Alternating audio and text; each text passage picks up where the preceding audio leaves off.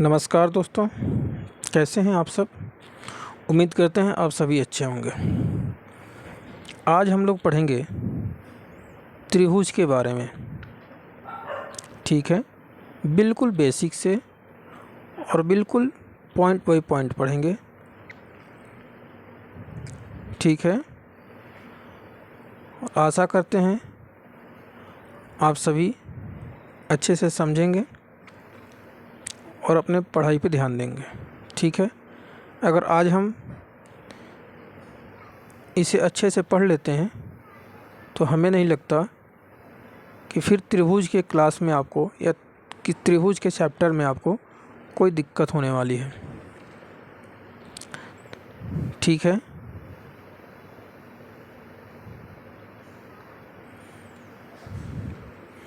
तो चलिए आगे बढ़ते हैं और सबसे पहले जानते हैं त्रिभुज क्या है।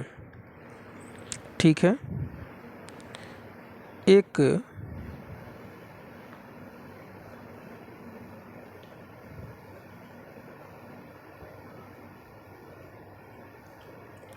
तीन भुजाओं से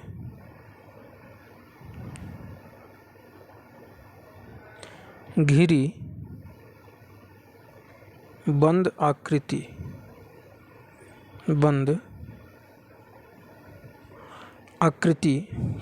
को त्रिभुज कहा जाता है।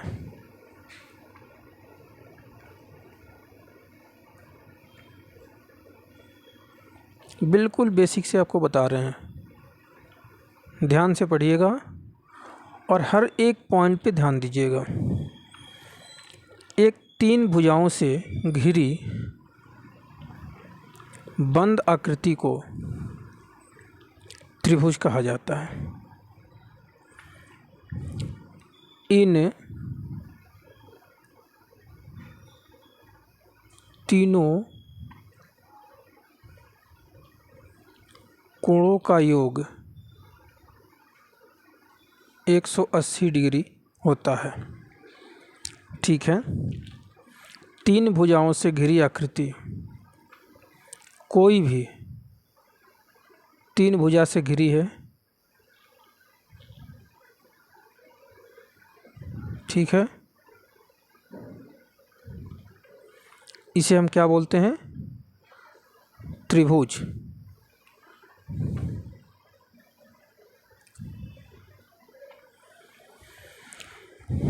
इसका कोणों का योग जो है कितना का होता है? 180 डिग्री का।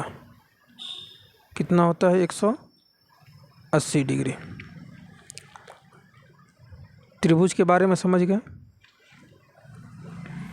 एक त्रिभुज में कोई भी एक त्रिभुज हो, इसमें तीन भुजाएं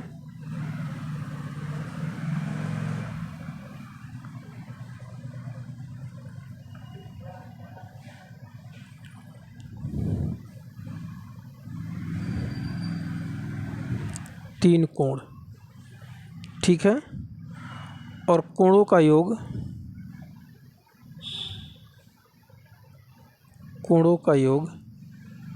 180 डिग्री होता है। ठीक है, ये हो गया हमारा त्रिभुज का बेस।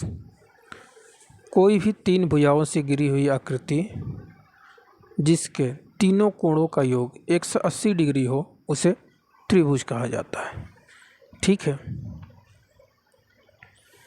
भुजाओं के आधार पे हम देखते हैं किसके?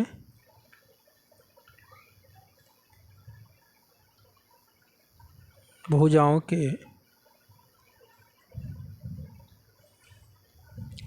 के आधार पे पहला होता है समबाहु त्रिभुज। समबाहु त्रिभुज। और एक होता है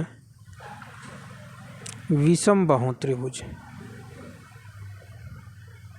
विषमबाहु त्रिभुज। समबाहु त्रिभुज किसे कहते हैं और विषम बाहु त्रिभुज किसे कहते हैं? जिस त्रिभुज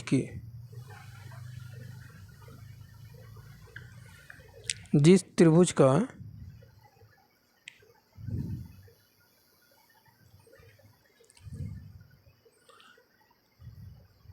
तीनों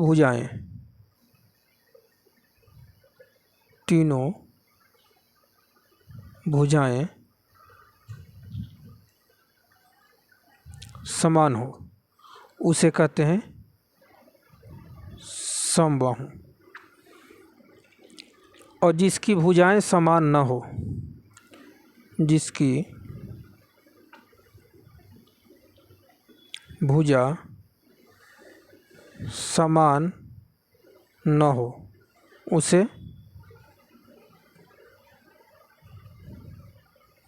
विषम बाहु त्रिभुज कहा जाता है। और एक होता है सम द्विबाहु।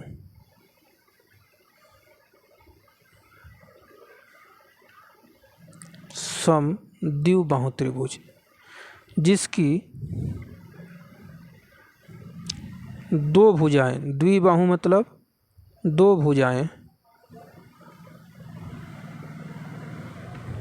आपस में समान हो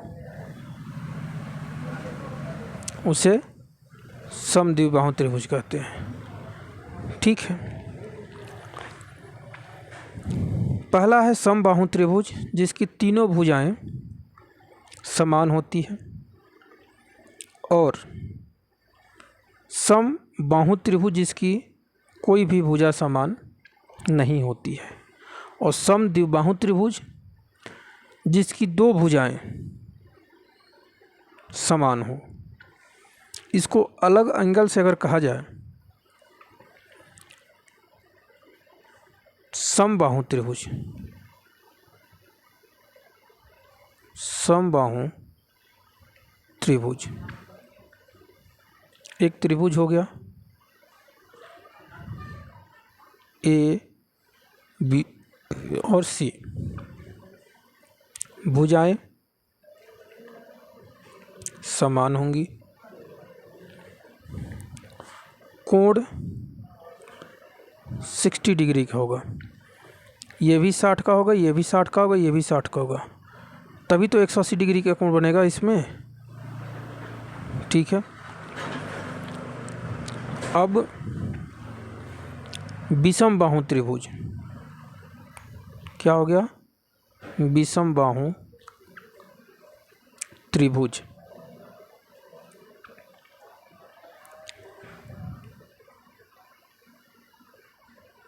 विषम बाहु त्रिभुज।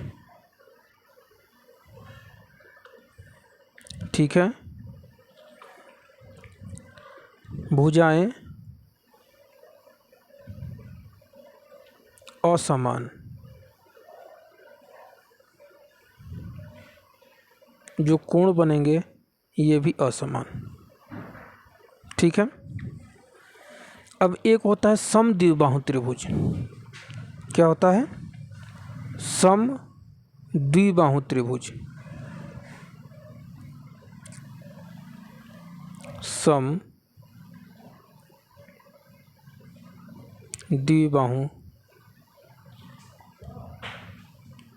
समद्विबाहु त्रिभुज, जिसकी भुजाएं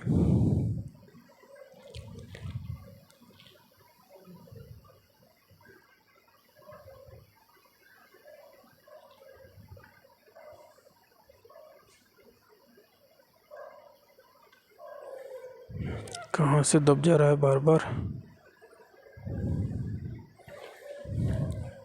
समद्विबाहु त्रिभुज का मतलब होता है जिसकी दो भुजाएं, मान लो ये और ये भुजा बराबर है। ठीक है। समद्विबाहु त्रिभुज के दो भुजाएं आपस में बराबर हो गई। और तीसरी भुजा, ये पहली भुजा हो गई, ये दूसरी हो गई, ये तीसरी भुजा, भुजाएं दो भुजा बराबर और कोण में लिखेंगे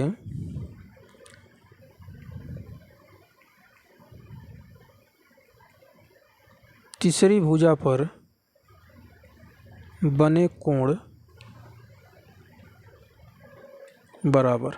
कहने का मतलब है कि जो ये दोनों कोण बनेंगे ये आपस में बराबर होंगे। ठीक है, अब देखते हैं त्रिभुज को कोण के आधार पे। किसके आधार पे?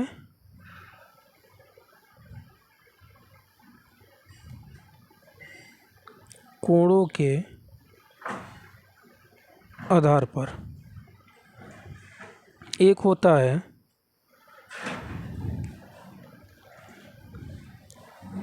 समकोण त्रिभुज। ठीक है, समकोण का मतलब कोई एक कोण 90 डिग्री का होगा। कितना का होगा? 90 डिग्री का। एक कोण 90 डिग्री का होगा। ठीक है, दूसरा होता है न्यून कोण। दूसरा होता है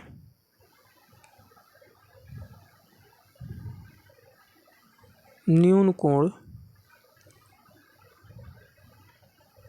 त्रिभुज। न्यून कोण का मतलब हो गया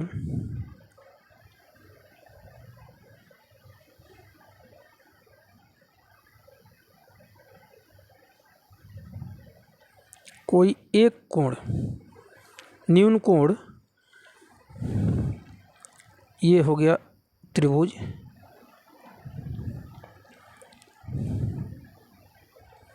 ये हो गया कोण। ठीक है, न्यून कोण त्रिभुज का मतलब हो गया कि 90 डिग्री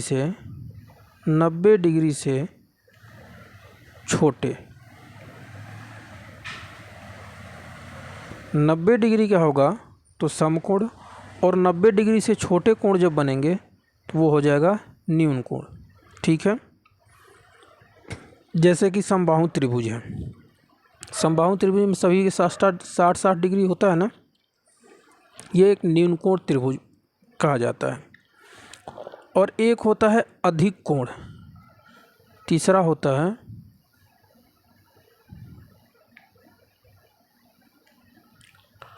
अधिक कोण त्रिभुज। अधिक कोण का मतलब हो गया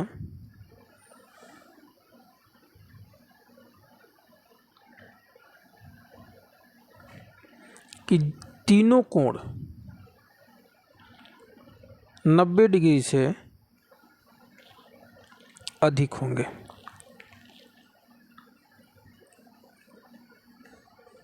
ठीक है, कहने का मतलब एक समकोण कितना का होगा? 90 डिग्री का। न्यून कोण 90 डिग्री से कम, और अधिक कोण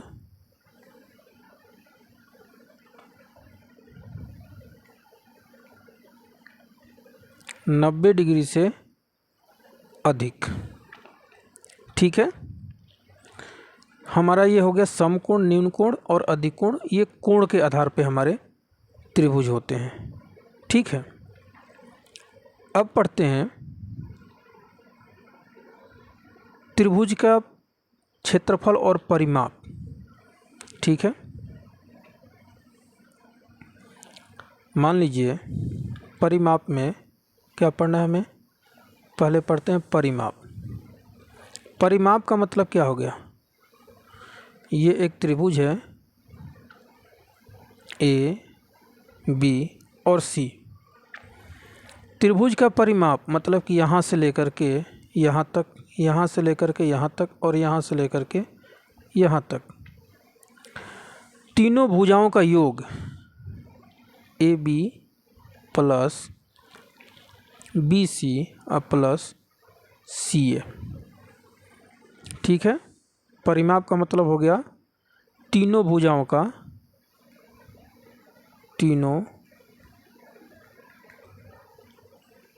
भुजाओं का योग। ठीक है।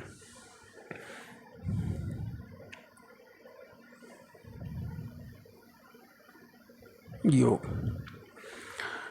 कहने का मतलब ये है परिमाप को ही हम लोग परिमिति भी कहते हैं, परिधि भी कहते हैं। ठीक है ना। तो तीनों भुजाओं का योग मतलब परिमाप। ठीक है। अगर परिमाप की विस्तृत जानकारी लेते हैं हम एक बार, जैसे कि समबाहु त्रिभुज है। कौन सा? फर्स्ट में हमने पढ़ा था ना, समबाहु त्रिभुज।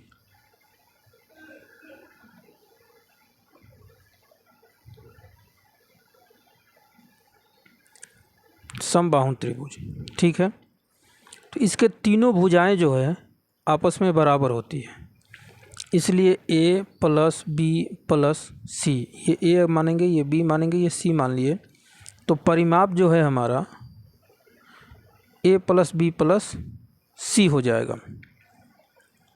ठीक है। अगर इसी को समद्विबाहु अगर इसी को हम लोग निकालेंगे, समद्विबाहु त्रिभुज का परिमाप के अगर देखेंगे तो उसकी दो भुजाएं बराबर होती है ना।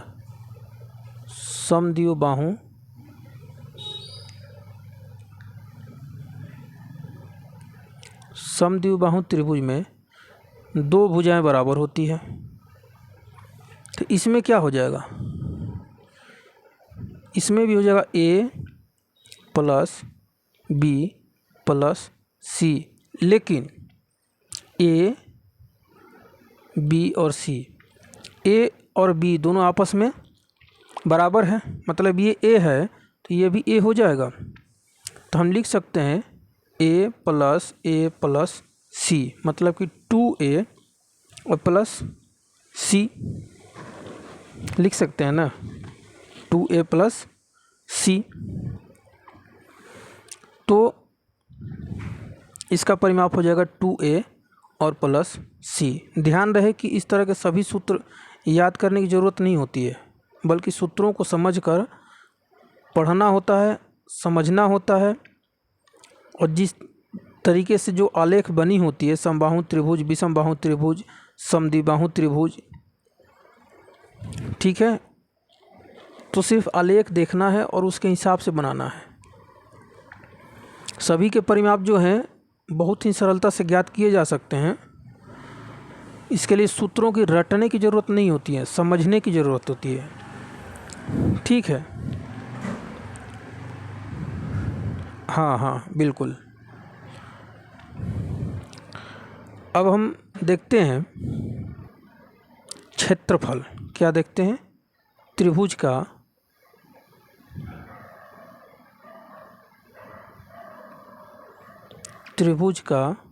क्षेत्रफल।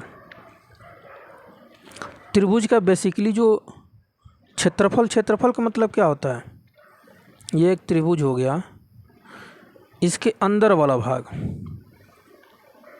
ठीक है, जो अंदर वाला भाग होता है वो होता है क्षेत्रफल। अंदर वाला जो भाग होता है वो होता है क्षेत्रफल। ठीक है। तो त्रिभुज के क्षेत्रफल उसके आधार तथा ऊंचाई का गुणन का आधा होता है। त्रिभुज का क्षेत्रफल जो है बहुत से तरीके से ज्ञात किया जा सकता है। अलग अलग प्रकार के जो त्रिभुज हैं तो अलग अलग क्षेत्रफल के सूत्र लगाए जाते हैं ताकि क्षेत्रफल आसानी से ज्ञात किया जा सके। बेसिकली त्रिभुज का जो क्षेत्रफल का सूत्र होता है 1/2 गुना आधार गुना ऊंचाई। ठीक है।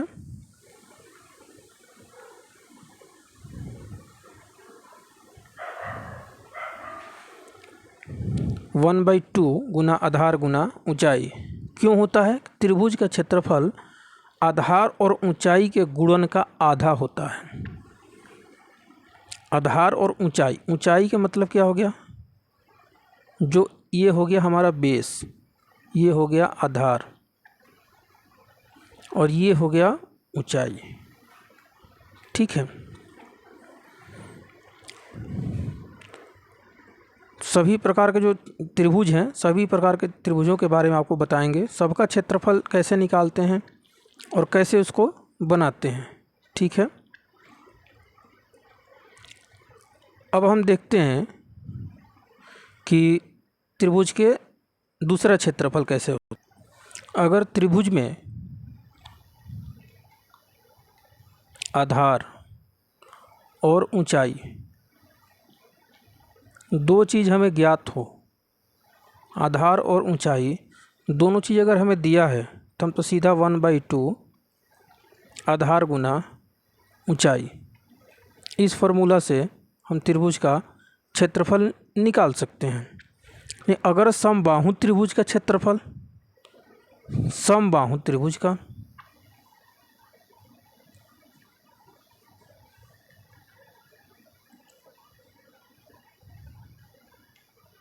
समबाहु त्रिभुज का क्षेत्रफल अगर निकालना हो तो इसका होता है √3/4 गुना भुजा का स्क्वायर। ठीक है, √3/4 गुना भुजा का स्क्वायर। अगर इस सूत्र को आप याद रखते हैं तो बहुत अच्छी बात है। अगर मान लीजिए भूल भी गए तो कोई चिंता का विषय नहीं है, क्योंकि समबाहु त्रिभुज का ये जो सूत्र है हम समकोण त्रिभुज के क्षेत्रफल के सूत्र से निकालते हैं। ठीक है, समकोण त्रिभुज का जो क्षेत्रफल होता है उसी के सूत्र से हम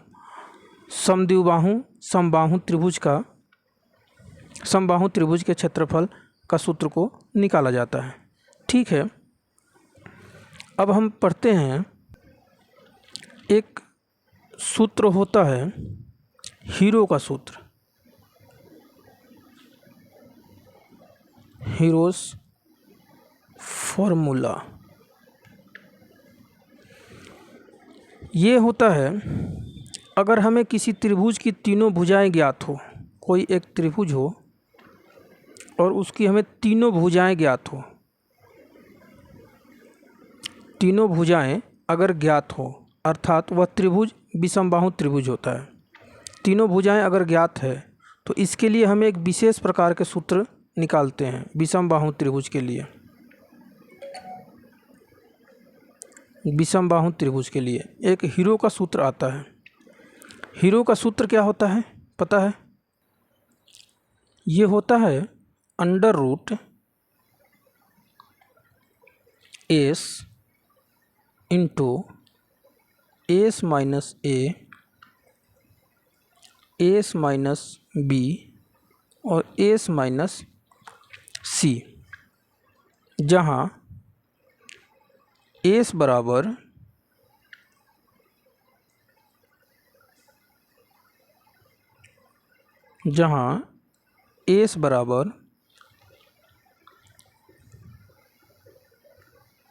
A plus B plus C by 2।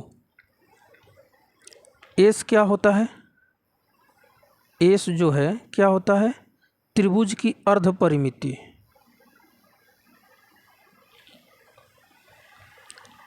त्रिभुज की अर्ध परिमिति। ठीक है, अर्ध परिमिति।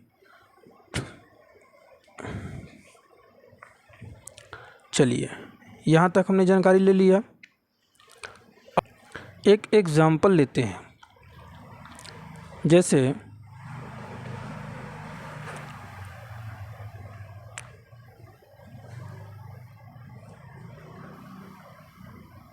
त्रिभुज का आधार 8 सेंटीमीटर है। ठीक है, और त्रिभुज की ऊंचाई मान लीजिए 12 सेंटीमीटर है। ठीक है, तो त्रिभुज का क्षेत्रफल क्या होगा? हमें मालूम है कि त्रिभुज का क्षेत्रफल आधार और ऊंचाई दिया गया है, मतलब कि 1/2 आधार और गुना ऊंचाई होगा, तो 1/2 8 गुना 12 होगा, 2 चौके 8, 12 चौक 48 सेंटीमीटर स्क्वायर इसका हो जाएगा क्षेत्रफल। क्षेत्रफल हमेशा स्क्वायर में होता है, इस चीज़ को ध्यान रखिएगा, ठीक है। ऐसे ही अगर आधार ऊंचाई दी गई हो तो अब बन सकता है ना, आप लोगों से बना लीजिएगा। कल आपको हम हीरो के सूत्र जो है √s into s minus a s minus b s minus c, ये कैसे होता है ये चीज़ मैं प्रूफ करके दिखाऊंगा, ठीक है ना। हीरो के सूत्र को, खैर उसकी तो ज़रूरत नहीं है इसमें, लेकिन फिर भी आपको दिखाएंगे कि ये कैसे होता है, ठीक है। चलिए, आज हम लोगों ने त्रिभुज के बारे में पढ़ा। त्रिभुज का मतलब समझ गए, त्रिभुज किसे कहते हैं, क्या है। त्रिभुज 3 भुजाएं, जिसमें 3 भुजाएं हो, कोण जो हो 180 डिग्री का हो, ठीक है।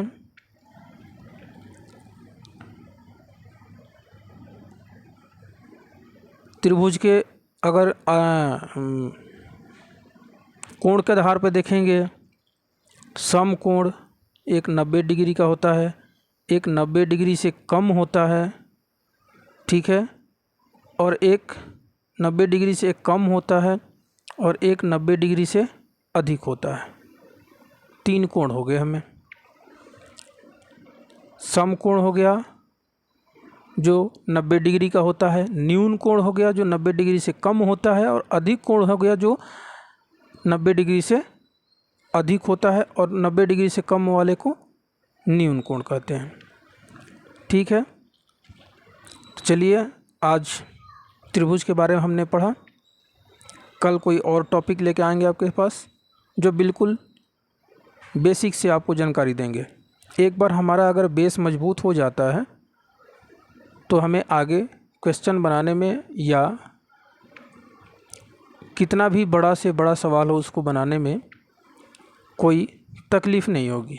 चलिए, आज के लिए इतना ही, मिलते हैं अगले वीडियो में। तब तक के लिए सबको best of luck, thank you, good night.